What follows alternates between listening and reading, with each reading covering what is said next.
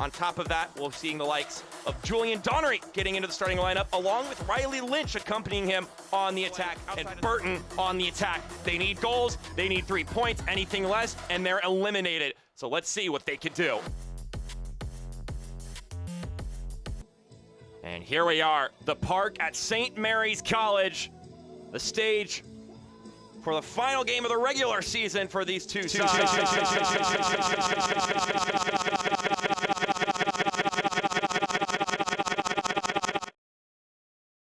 It's 74 degrees Fahrenheit in Moraga, California at St. Mary's College Stadium. Austin FC on the road trying to match the true. So it's already guaranteed a postseason, of course, by a good margin for the town. Will this be the final game of the season for Austin? That is partially in their control. Anything less than 3 points wouldn't suffice. But then you have to look at that game against North Texas. And let's paint the picture for you here in that manner of things. So, Austin win and make the playoffs if North Texas gets 1 or fewer points. So basically, if North Texas has a draw with LAFC2, then it would come down to a penalty kick shootout, whether it's North Texas or Austin who make it. Of course, that's assuming 3 points are claimed here by the visitors, which is not going to be an easy task. Just 1 loss all season long here at home for the town. Let's see how this one unfurls. Decision day out west has begun. Make it a 2nd loss at home. What can they do from this corner kick? Curling ball headed away. Torres collects, and they'll roll it out to the right-hand side once more. Second ball whipped in, headed towards goal, and it's caught by the goalkeeper, Francesco Montali. The disparity in urgency for this game is obviously interesting for the town. Been quite the arduous week for them, though, as this one spills through. Torres playing it out to Farkerland. Sending the ball inside. Alistue made the run. And Montali, although it was a little bit awkward, was able to bring it in. It took a bobble, but he handled the immediate danger and then quickly scooped it up.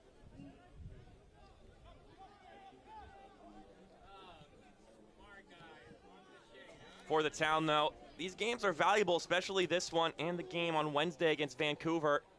You can even tack in the Tacoma game a little bit, but not quite to the same extent. But the Vancouver game and this game are valuable because in a way you get to simulate some of that playoff intensity. And getting that 2-0 or 2-1 win, I should say, against Vancouver.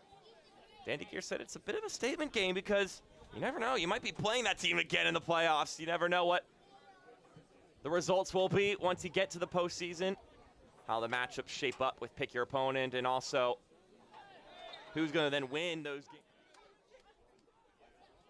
So he certainly has the pedigree as Barreau takes it forward. Jacques Barreau all by himself! Punched away by Montali.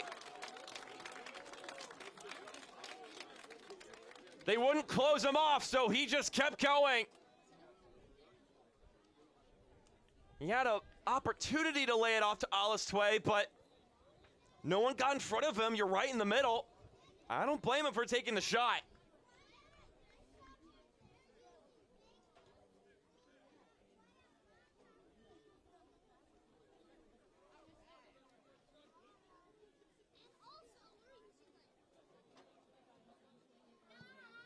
Service sent in on the corner, and it's nodded away.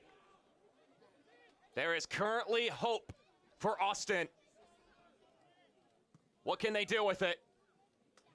At this point, they don't know. Perhaps there's a coach on the sideline who knows. Well, we don't know how actively they want to stay abreast on everything going on and how much they want to stay dialed in on this game. You imagine most of the focus is on what's going on here. But maybe at halftime, you might catch wind. And I don't know if that does good or bad because that adds a little extra jitteriness that okay, this is possible, and you might start feeling some of that anxiety, or it gives you another boost of morale, and you're even more exuberant and fervorous going towards goal. And that's if they find out at halftime. There's so many operational decisions that have certainly been made at this point about how they want to tackle, how they handle the information of decision day. It's always such a balance.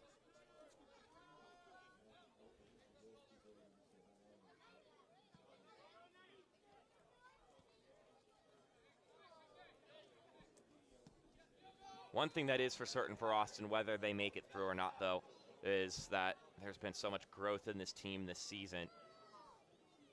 Brett Utley could have talked on and on about it, as this one's played inside by Fernandez. Adam Aboa cuts it to the right-hand side! It's off the crossbar! Nearly giving the home side the lead. That was wonderful from Nonso Adam Aboa. Elegant with the ball at his feet, just cuts it across goal. Puts it on a platter for Lynch.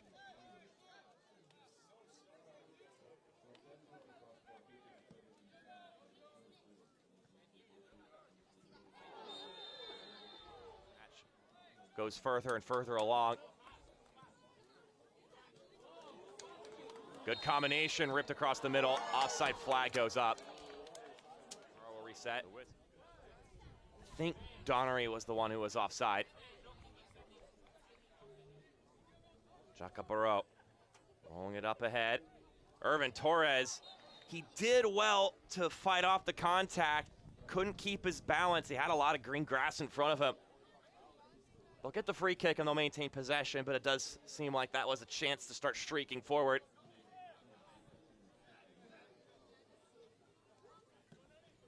Look, this is going to be a tough team to score against the Town. They have not been easy to score against all season long. Just 34 goals against, which is tied for the second least.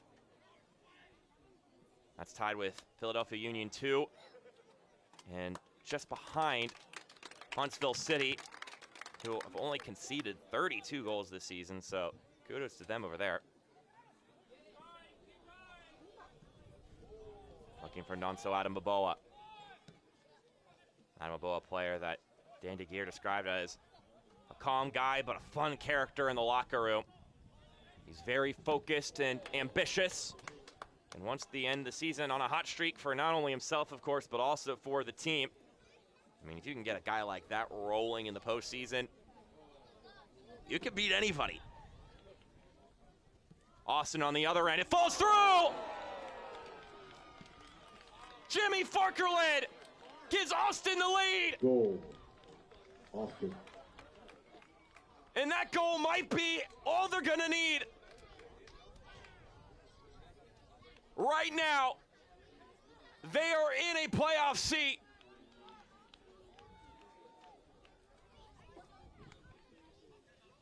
It's a huge goal for the visitors. Could sneak into the playoffs. 2 gives the visitors a 1-0 lead. All it takes is 2 goals. One from Matthew Evans for LAFC 2, and one for Jimmy Farkerland.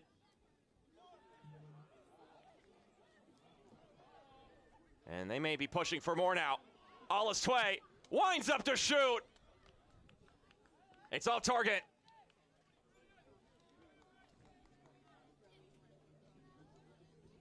Alice Tway looking to really put them in a good spot going into the break.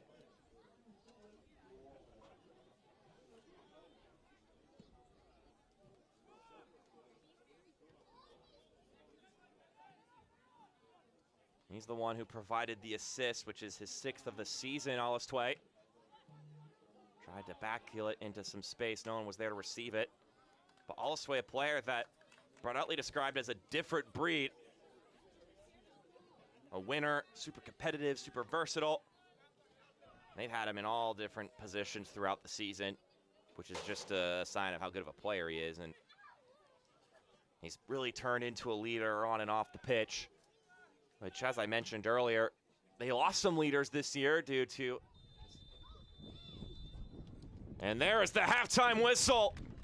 Well, You're hoping for two things in this game if you're Austin, to win and for North Texas to be trailing. They've got both of those things right now. All right, so we're gonna get 3 substitutions for the home side as this whistle sounds, and this will get pinned over into the corner. Gonna break through. If it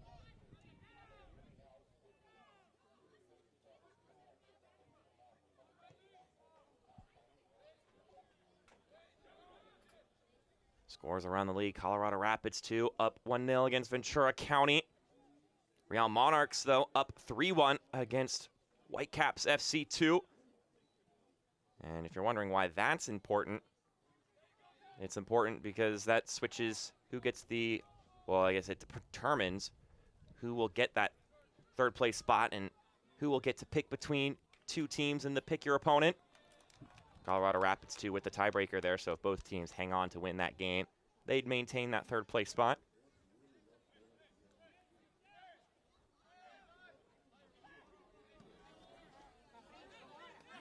Minnesota United 2 up 3-0 against SKC 2 as Misael Rodriguez has it in the penalty area. Rodriguez rolling it back. Fernandez stepping inside. That's a lovely pass to Lynch. Lynch across the middle! And the Town equalize!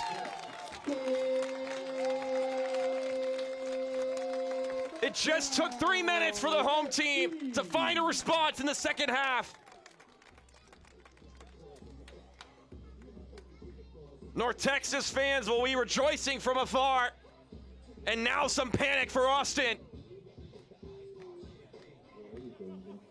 2 teams with similar styles in the grand scheme of things. Meeting for the first time this season. Wall went bent. Plays that one in the center. It finds Donnery. But that wouldn't get by Charlie Farrer. I said they only had 1 shot on goal. There's their second. Charlie Farr up for the task, keeping his team in it.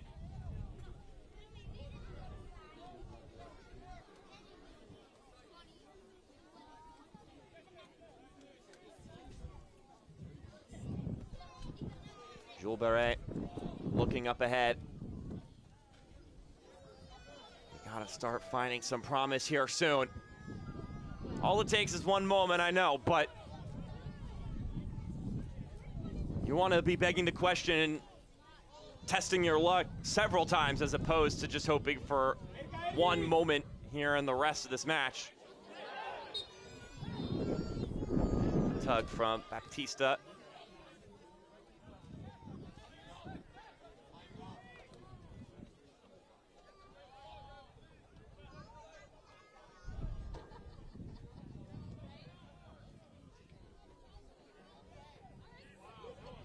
That was a wonderful step. Ref sees nothing in that tumbling. Fernandez, the goal scorer for the Town. Rolls it to his left. Rodriguez, this is where he's dangerous. Misael Rodriguez, saved by Farrer. He got his leg on it. Though this year won't be broadcasted live. Instead, you will get clips on social media on Thursday as the coaches make their calls to the teams that they pick. So expect that on Thursday, October 9th. And then the games will take place anywhere between October 17th, October 19th. So not this next weekend, but the weekend after. So it'll be a 2-week span for the teams to prepare for the postseason. The question is, will Austin be preparing, or will their season be done? They've got 11 minutes plus stoppage time to take the reins on this game and give themselves a chance. Oh, North Texas has scored a second goal.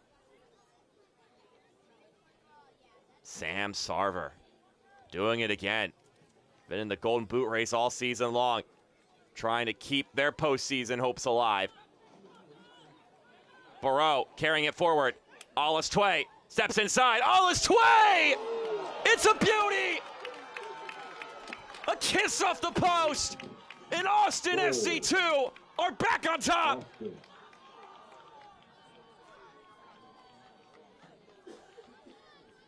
Double-digit goals on the year. 10 goals for number 10, Jorge Alistue. Austin victorious, but it's not going to be enough because North Texas are winning their game 4-2 as they reach the closing stages of their match